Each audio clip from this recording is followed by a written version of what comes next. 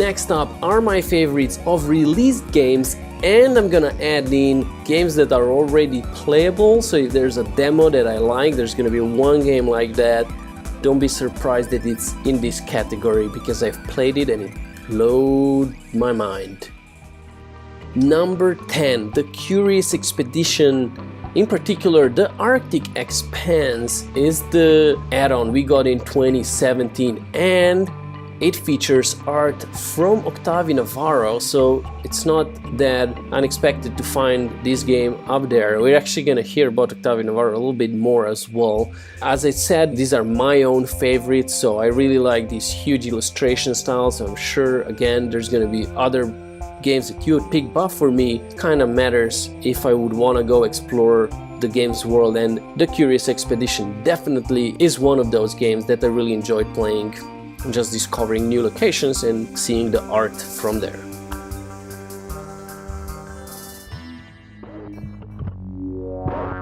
Number 9, Songbringer. Yes, I have had a lot of fun playing Songbringer this year as well. Such an atmospheric game, such a huge achievement for the developer Wizard Fu, because he's pretty much learned pixel art to make this game. He's done everything himself, code, music, he streamed the development. So big ups for releasing Songbringer.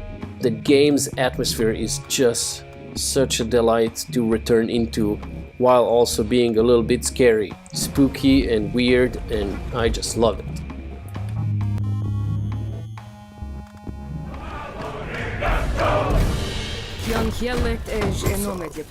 Number 8, Tooth and Tail.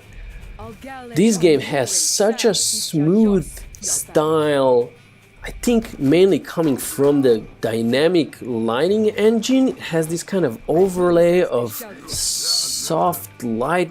I don't even know how to explain it. The color palette is just gorgeous. The characters are very cute and nicely shaded. The buildings, I think, were done with 3D models being rendered. Just a lot of these kind of smart approaches to making a beautiful game.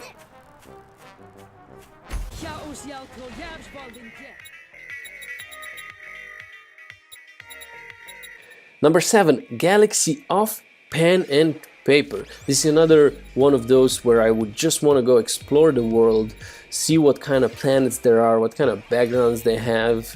I had a lot of fun with it. Maybe a little bit too grindy for my own taste in the end. If I had more time, like I did back when I was playing Knights of Pen and Paper, I think I would enjoy it even more. But for the time that I spent in the game, I absolutely loved the environments.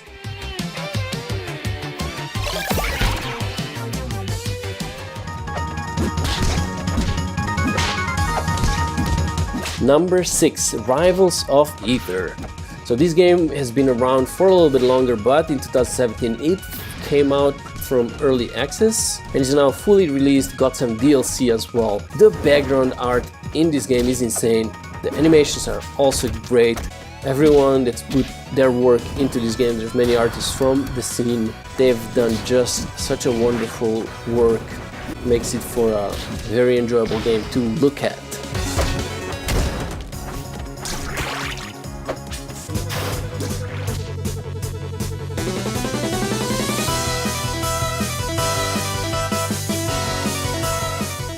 Number 5 is Flint Hook. This was one of my most anticipated games because I just love the art style of games from Tribute Games.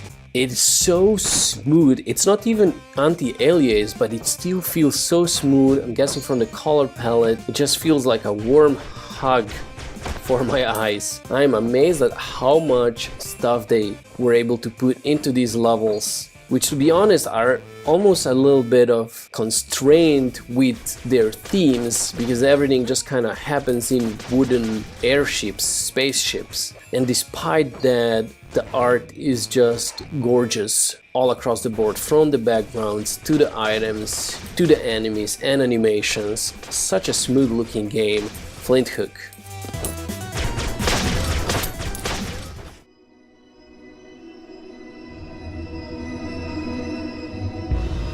Number 4 is Nikra, and this one could have been higher up if it was an actual released full game. This is the demo that I was talking about.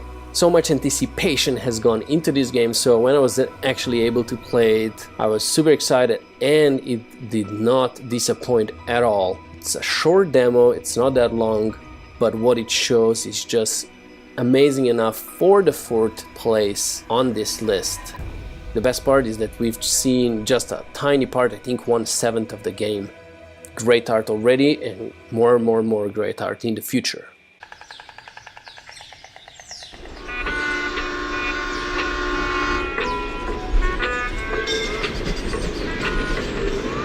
Number 3, Tower 57. This was a huge debate in my head, which one should get number 2 and number 3, because you're gonna see which one is number 2. Number 3, Tower 57 by CNGMO. So the art is by CNGMO, the developer is Pixelwork with Benito Soup. The game is just so rich, its environment are diverse, the artwork of CNGMO is just perfect. There's not much you could say about it. He's been one of the artists that really tries to educate everyone else as well on these kind of best practices in terms of clusters. He really understands almost the science behind pixel art. So yeah, there you have it. Number 3, Tower 57.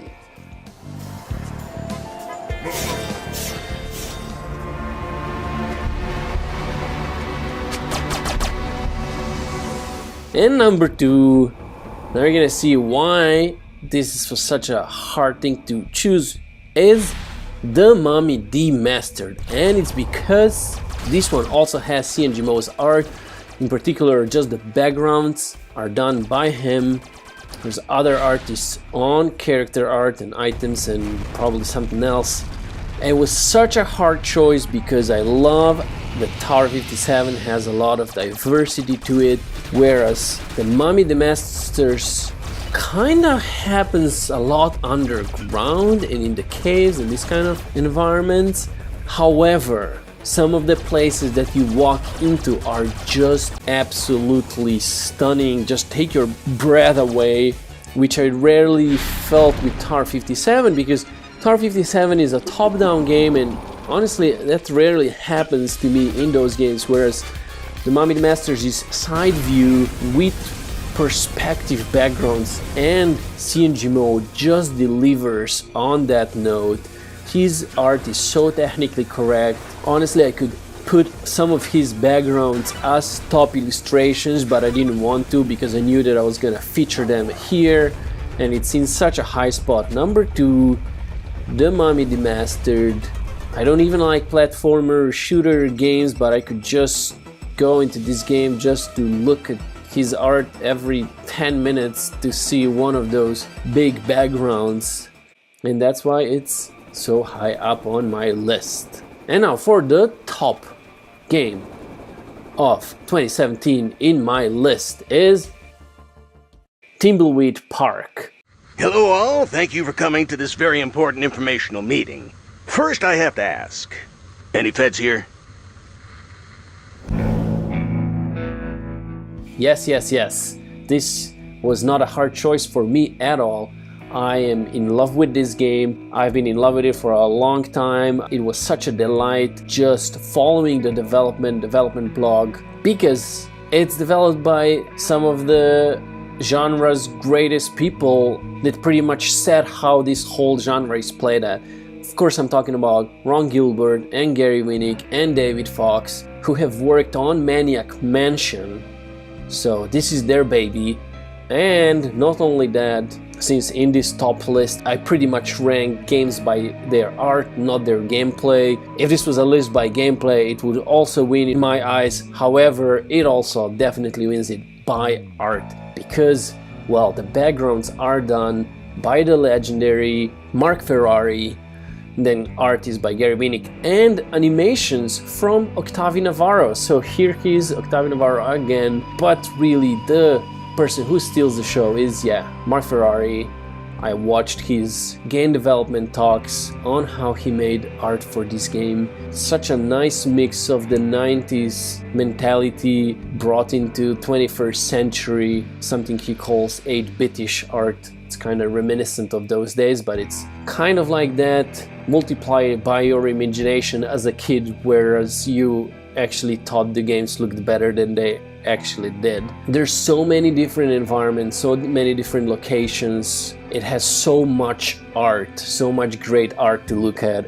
Easy win of 2017. The most beautiful pixel art game is Thimbleweed Park. Holy! This can't be! I thought the playable characters couldn't die in adventure games.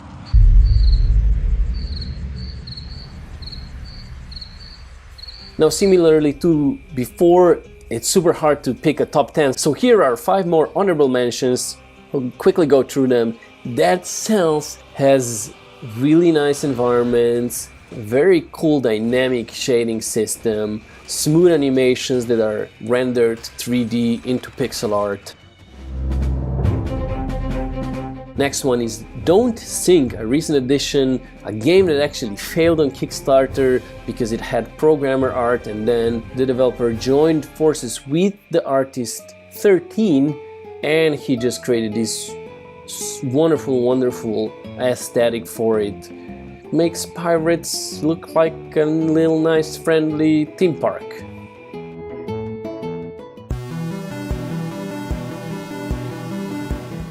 Narco, I really wanted to push this game up further because it has such a unique art style, but in the end it's gonna go in honorable mentions. Yeah, it's just something unlike any of the other games that have this kind of polished pixel art style. This one is quite raw and with this unique dithering scanline aesthetic, very psychedelic colors. Now here's an odd one out of the bunch. It's Rain World, which isn't exactly pixel art as much as aliased graphic. So it's rendered in 3D, it has these huge illustrations, but it just, because of the sharp edges, it just is reminiscent of pixel art, and so I like it just as much as the other games. Plus the animation is so super smooth for the main characters and the environments, just the whole aesthetic of the game is breathtaking. So definitely an honorable mention, even though it's not higher because it's not quite pixel art as we usually think about it. All units, today is the day we fight the Meropian fleet in the open space. Our only chance is to destroy their worker. And last but not least of honorable mentions, Super Hydora. Old school shoot 'em up that looks just as great as we would have hoped for a 16-bit era game. Locomalito definitely delivers on his promise of a great game. So yeah, that's your honorable mentions for released games.